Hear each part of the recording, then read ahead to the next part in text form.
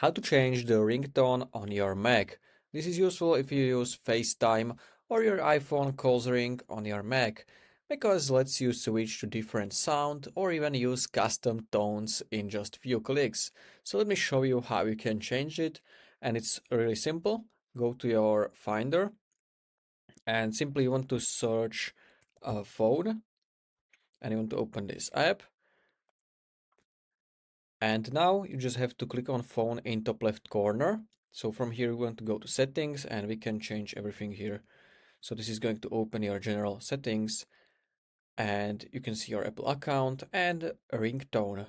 So first default is a reflection. This is default and you can find a ringtone which you like. So if I click on this canopy, so you can hear the ringtone from your Mac, and if you like it, you can keep it on it.